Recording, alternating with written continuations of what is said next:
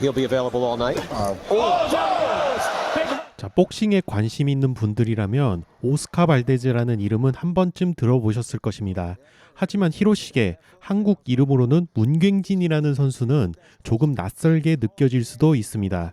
그런데 저는 이 경기를 그냥 지나칠 수가 없었습니다. 2012년 제가 막 복싱에 입문했을 때였습니다. 그때 당시 제가 있는 곳과 멀지 않은 서울시 관악구에서 열린 경기장에서 문경진 선수의 경기를 직접 봤던 기억이 있습니다. 그때 인상이 아직도 강하게 남아 있습니다. 굉장히 터프했고 한 방 한 방에 힘이 있었고 상대를 압박하는 분위기 자체가 남달랐습니다. 그리고 그건 단순한 느낌만은 아니었습니다. 문경진 선수는 OPBF 패더급 챔피언이었고 WBO 아시아 챔피언까지 차지했던 선수였습니다. 당시 아시아권에서는 정말 적수를 찾기 힘들 정도로 강한 선수였습니다. 그런 선수가 당시 세계 최고 수준의 파이터였던 오스카 발데즈의 세계 타이틀에 도전하게 됩니다. 아시아에서는 압도적이었던 선수, 누구보다 터프하고 강했던 선수, 충분히 강자라고 불릴 만한 선수가 왜 세계의 무대에서는 그 벽을 넘지 못했을까요? 결국 이 경기를 보면 세계 챔피언의 벽은 단순히 잘한다는 수준이 아니라는 것을 느끼게 됩니다. 과연 어떤 차이가 이런 격차를 만들었을까요? 오늘은 오스카 발데즈와 히로시게 오사와 경기를 통해 아시아 최정상급 복서와 세계 최정상급 챔피언 사이에 도대체 어떤 차이가 있었는지 하나씩 분석해 보겠습니다. He looked to the crowd, so yeah, he feels some pressure. We're watching this saying, hey, it's easy. Yeah, that's it. 우선 지난번에 말씀드린 잽 자세에 대해 의문을 가진 분들이 있어서 이 부분은 보충 설명을 드리겠습니다. 지금 흰색 트렁크를 입고 있는 오스카 발데즈의 잽 자세를 자세히 보세요. 지난번에 말씀드렸듯이 잽은 단순히 팔만 앞으로 뻗는 동작이 아닙니다. 앞 골반이 함께 돌아가면서 펀치 궤적이 미세하게 곡선을 그리듯 형성됩니다. They're both wearing the white trunks. 이렇게만 설명드리면 추상적으로 느껴질 수 있어서 이번에는 플리커 잽의 대표적인 사례로 꼽히는 토미 현즈의 잽까지 같이 보겠습니다. 여기서 토미 현즈의 잽을 보면 먼저 왼쪽 골반이 돌아가고 그 레버리지에 따라 상체와 팔이 자연스럽게 딸려 나오면서 잽이 뻗어나갑니다. 그러니까 팔만 툭 내는 게 아니라 골반 회전이 먼저 시작되고 그 힘이 위로 전달되면서 잽이 나오는 것입니다. 이 방식의 장점은 두 가지입니다. 첫 번째는 공격과 동시에 머리를 센터라인 바깥으로 뺄 수 있다는 점입니다. 그래서 잽을 치면서도 상대의 정면 펀치 궤적에서 살짝 벗어날 수가 있습니다. Winning this round as he started off. Gonna leave himself open for the right. All of those jabs to the bottom. Tommy Hearn. 그리고 앞쪽 골반을 먼저 돌려주면 앞손 훅도 굉장히 자연스럽게 연결됩니다. 그리고 앞쪽 골반이 먼저 앞으로 나오면 뒤쪽 골반, 오소독스 기준으로 오른쪽 골반은 자연스럽게 뒤에 남게 됩니다. 그래서 그 다음에는 오른쪽 골반을 앞으로 돌려주기만 해도 바로 투가 연결됩니다. 결국 골반의 순서만 잘 맞춰도 잽에서 앞손 훅, 앞손 훅에서 투까지 동작이 끊기지 않고 굉장히 자연스럽게 이어질 수 있습니다. The jab in. Looks for an opening. 결국 이런 앞손 훅 카운터나 체크 훅을 잘하려면 기본적으로 앞쪽 골반을 열어주는 습관이 있어야 합니다. Hearn. Calm, cool. Go. 토미 헌즈만 예시로 들면 아쉬우니까 이번에는 반대편에 있는 슈가레이 레너드의 움직임도 보겠습니다. 슈가레이 레너드는 머리를 센터라인 오른쪽으로 빼면서 앞손 바디샷을 먼저 만들어냅니다. 자, 여기서 중요한 건 단순히 상체만 숙이는 게 아니라 골반 회전이 이미 같이 들어가 있다는 점입니다.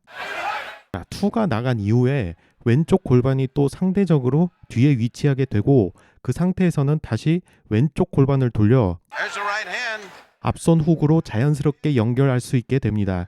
즉 콤비네이션의 핵심은 팔 동작의 나열이 아니라 골반 회전의 순서와 연결입니다. There's a hook. Yeah, left hook. He dictates. 이런 원칙을 지키지 않고 여러분들이 하는 방식, 그러니까 일직선상으로 잽을 뻗으면 The fight. 이렇게 카운터에 위험이 노출될 수 있다는 점 유념해 주시길 바랍니다. 자, 방금 설명을 바탕으로 오스카 발데즈의 폼을 다시 보면 그냥 잽을 치는 게 아니라 왼쪽 골반이 먼저 열리고 그 회전의 흐름 안에서 자연스럽게 잽이 연결되는 것을 확인할 수가 있습니다. Fair enough, but in the first minute or so, I saw him get hit. 그러니까 대부분의 분들은 앞발을 그저 앞으로만 던지면서 잽을 최대한 길게 치려고 합니다. 그렇게 되면 앞발과 뒷발이 일자상으로 놓이게 되고 골반을 돌릴 공간이 줄어들면서 다음 동작인 투가 자연스럽게 연결되지 않게 됩니다. Two stiff jabs and a left hook just now. Yeah. Let's see how his defense is. 반대로 발데즈처럼 앞손이 나가는 순간부터 앞쪽 골반이 함께 돌아줘야 그 회전의 흐름 안에서 라이트 훅, 레프트 훅이 차례대로 자연스럽게 연결될 수 있습니다. Draping left hook to the body. 그럼 이제 본격적으로 이 영상의 주제로 들어가 보겠습니다. 아시아에서는 적수가 거의 없었던 OPBF 챔피언 히로시게가 왜 세계 무대에서는 그 벽을 넘지 못했는가, 그 이유를 지금부터 하나씩 풀어보겠습니다. Another good left hook that landed. Early. Lando's 우선 오스카 발데즈의 자세를 보시면 강한 파워를 지닌 인파이터답게 가까운 거리에서 양훅을 연속으로 날려주고 있습니다. 그런데 이 장면에서 눈여겨봐야 할 점은 단순히 훅의 위력만이 아닙니다. 훅을 칠 때 양쪽 무릎을 안쪽으로 모아주고 있다는 점입니다. 사실 이런 자세는 야구에서 자주 볼 수가 있습니다. 오타니 선수의 자세를 통해 그 이유를 한번 보겠습니다. punches right there. 오타니 선수의 스윙을 자세히 보시면 배트가 공에 맞기 직전 양쪽 무릎을 안쪽으로 모아주는 동작이 나옵니다.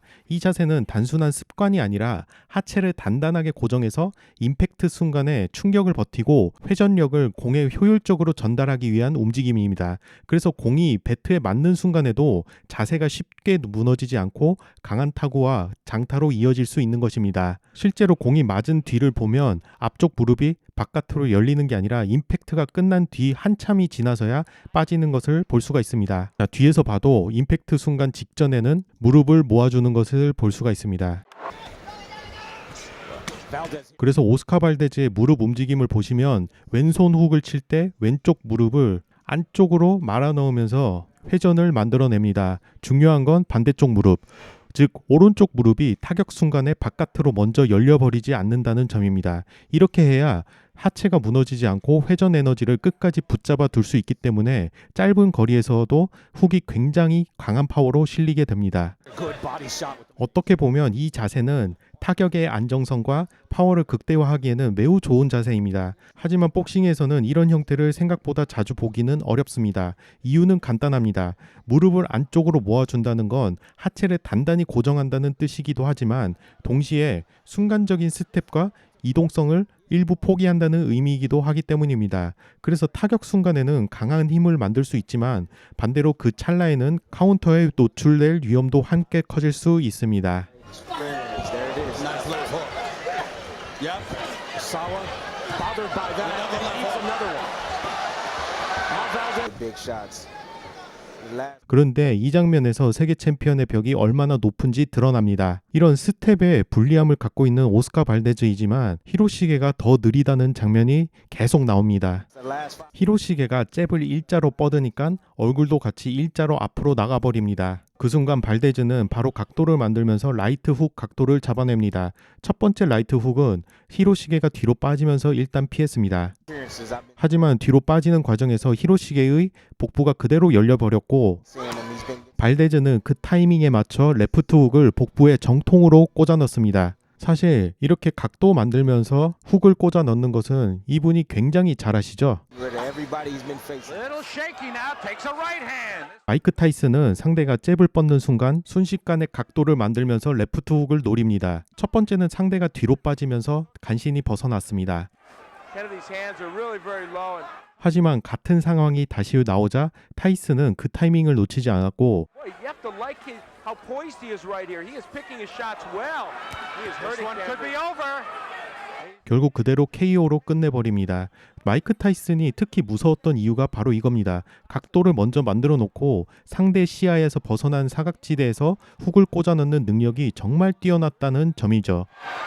Tyson. Oh, long is down. Second time. Feel the third man in the ring has got his work cut out when Mike Tyson. Oh, the right hand. I doubt if he'll be able to get up from this. He hit him. Pauses you for a minute.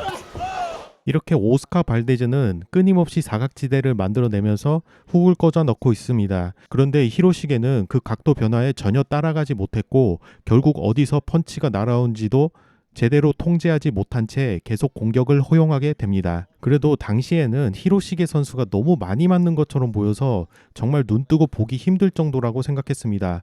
그런데 다시 보니까 그걸 단순히 일방적으로 당했다고만 보기도 어렵습니다. 오히려 OPBF 챔피언의 클래스는 분명 보여줬다고 생각합니다. 오스카 발데즈 선수의 파상 공세를 상대로 7라운드까지 버텨냈다는 것 자체가 결코 쉬운 일이 아니기 때문입니다. 그 맷집과 투지 그리고 끝까지 물러서지 않으려는 모습은 분명 인상적이었습니다. 다만 경기 내용과 결과를 함께 놓고 보면 이 한 경기는 OPBF 챔피언과 세계 챔피언 사이의 간격이 어느 정도인지 아주 선명하게 보여준 경기라고 할 수가 있습니다. Family name and his legacy, and having that O, I think, means the world to him. Straight ahead is Valdez, and now Osala in a world of trouble. He's trapped on the ropes, and the sitting duck. None. That's And Vic Dracovic jumps in. Oscar Valdez earns it easy, but